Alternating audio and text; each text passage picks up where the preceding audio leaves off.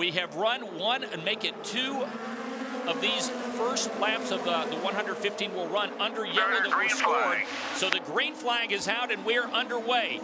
2 of 115 are complete, and Ari, this is lap number 3. We still got a good side-by-side battle up front, but JR is hugging the low line. Look at this great battle for the lead right here. Saavedra is now in the pits, but JR Hildebrand really taking it to Wade here. Really running low. It's pretty difficult to get that accomplished. Wade Cunningham on the outside. J.R. Hildebrand, our pole sitter, on the inside. Kevin Lee. The right front tire was losing it. A bad right front, and that's what they're changing for Sebastian Saavedra. So somebody that had a great chance to win this race sees it go away before we even go green. How unfortunate for Sebastian Saavedra, who was going to have an outstanding opportunity as he was set to start third. But Ari, that's out the door. All he can do now is get out there and hope to salvage some points. Meantime, up front, Wade Cunningham is our leader. And look at the good battle in the back of the field here. There's Davison trying to make some moves to get to the front. He's already got around a couple cars. Here we see Gustavo Jacquemin in the Crepes and Waffles car making some moves. But, you know, JR lost the lead because he couldn't hold it on the bottom, and that was definitely one of the keys to the race. Absolutely. So J.R. Hildebrand, starting on pole for the 3rd time this season, could not hold the low line. If you look right now, look how high the guys are running. And that's because the conditions may not be suited to their car, and they're having to use all the racetrack. Oh, we've got a yellow on the track. So the yellow is out, and it is for the stalled car of Sergei Makshantsev. We saw the car slowing, and he has now come to a stop, was unable to make it all the way back around to the pits. So Wade Cunningham will be our leader as we come to the line after the short yellow for the toe-in for Sergei Makshantsev's car. And Ari, boy, they're mixing it up, going 3-4 wide in the back of the pack here as we head through turn number 2. Look at the close racing. This is Jacquemin on the low side. See that bump, how it affects the car. It got loose a little bit there. Pablo Donoso in that Allied Ray Hall Letterman Racing Anderson car number 9.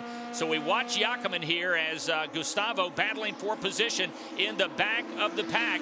And boy, this is a great battle between these final 7 cars in the field as they try to chase down the leaders. You see Brandon Wagner there in the white car. He had a really good qualifying, but he's slipping back a little bit.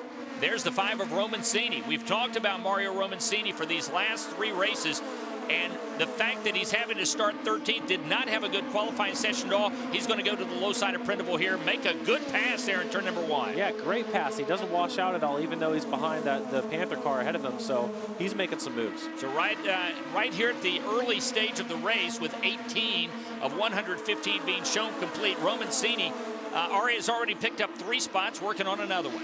Yeah, he's doing really good. I mean, he's got the confidence right now. He needs to make the moves. Right now, he sits 3rd in the championship, so he definitely wants to get to the front. And look, he's making another move. Here he comes. He's going to go to the low side of Pippa Mann, and he's going to go to 9th place with this move. And you saw the report card, and he is just getting Ari better and better, it seems, with each passing race. And now he's closing up.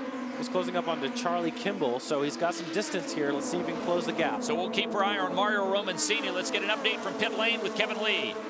Mario Romancini is in his first year driving in the States, and like so many foreign drivers, he's decided that the money and the backing he does have can go further in America than in Europe. And he also told me that if you do well, it's much easier to find some support, where in Europe it seems to be, in his mind, all about the money. So that's why he's committed to the States right now. Like all of these drivers, he has an eye on the IndyCar series for next year, but to him, there's one thing simply that he needs to do to give himself a chance to be there as soon as next year, and that's win the championship. So Charlie Kimball, quite a good story. He hails from Camarillo, California, and currently runs 8th with 51 of 115 laps complete. Sebastian Saavedra, we've been watching him put on a show. There's a great shot of Charlie Kimball in the 35 car as he's trying to chase down Martin Plowman. We have also watched Mario Romancini, but Saavedra, you'd never know the guy was 22 laps down the way, and we've got a spin. That's Pippa Mann in the number 16 Panther Racing car. So Pippa Mann has spun coming off of turn number 4, and that, Ari, will bring out our 2nd yellow. Good news is she did no damage to the car. You should have seen the racing just a minute ago. I mean, it was crazy what was going on. Absolutely outstanding. So Pippa Mann spins, brings out our 2nd yellow as we are showing 53 of 115 laps complete. Wade Cunningham is the leader. J.R. Hildebrand runs 2nd. The green flag comes back out with 59 of 115 being shown complete. And Hildebrand will have to serve the penalty this time by Ari.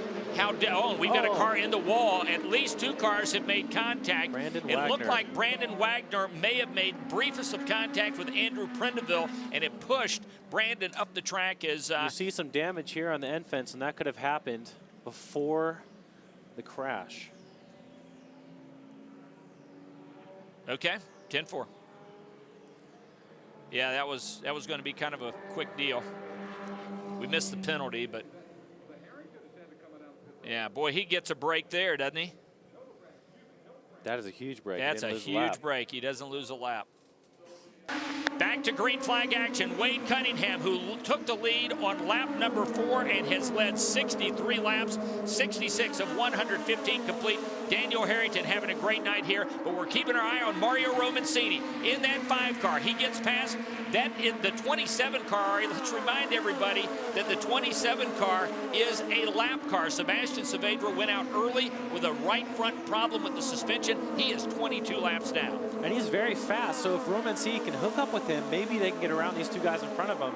Can you believe we're talking about Romancini in the top 3? Again, Mario Romancini, who Kevin Lee talked to during our pre-race show, had a less than good qualifying session. Started 13th here, but he has methodically already made his way through the field, is plus 10 on the night, and right now is patiently running behind the lap car of Saavedra as he tries to chase down Harrington and the leader, Wade Cunningham. It seems like, he's really good coming off of 4, and he's getting all his passes done into turn 1. So let's see if he has the pace of the top 2 guys. This is a whole different ballgame when you get closer to the front. Back at the Iowa 100, a challenge for the lead. Anna Beatriz, after missing the race at Milwaukee, Ari Lyondike Jr. now right on the rear wing of Wade Cunningham heading into 1. Traffic is what came about in this situation. She definitely closed the gap. And now you see Saavedra ahead, also a lap car. Let's see if this affects Wade.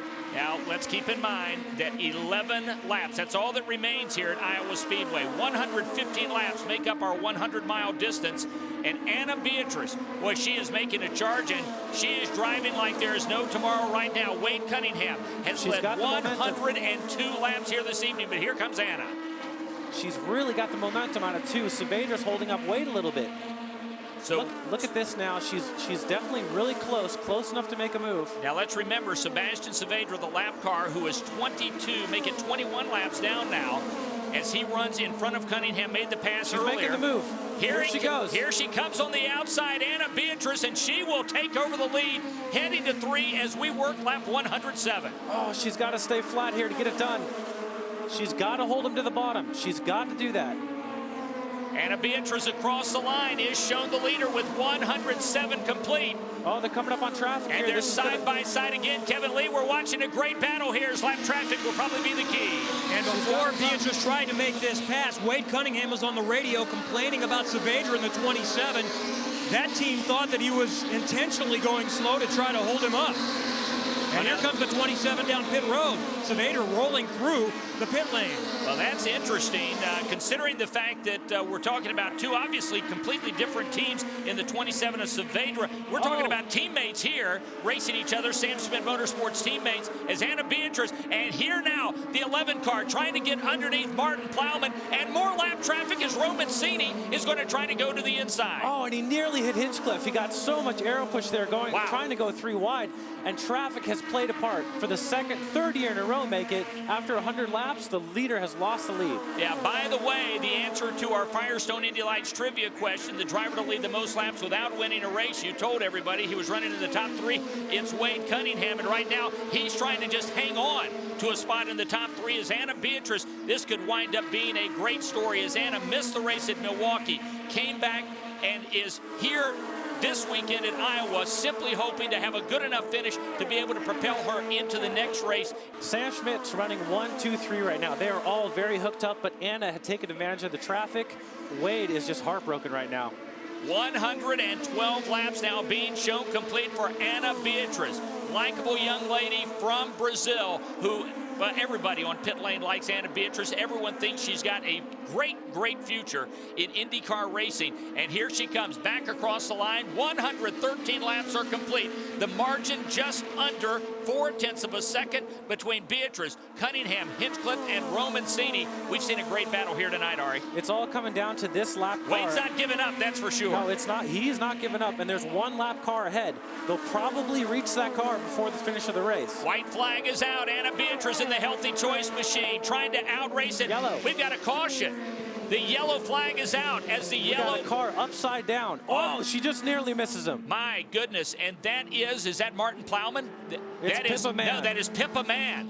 So Pippa Mann is crawling out of the car. The checkers will fly along with the yellow flag as Anna Beatriz will win this race in incredible fashion as we've got a car upside down. Pippa Mann crawling out of the car. The rest of the field slows.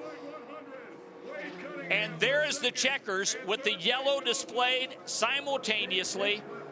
Unbelievable. Pippa Mann is out of the car. Not exactly sure what transpired there as we were watching the leader. It looks like she made James Davison. She and Davison made contact and was simply kicked up and over his tire, turned her upside down, and you'll see the Anna Beatriz car come into play, the green and white car right there on the outside. My goodness. Fast. I think she was, here we have another look at it. And, thankfully the flip is not too violent. It looked like Davison just understeered up into Pippa. Now watch as Anna comes through, as she had to thread the needle as the leaders were coming around. Really driving hard, really moving up on her, but she made the moves as he said. She did what she had to do. She got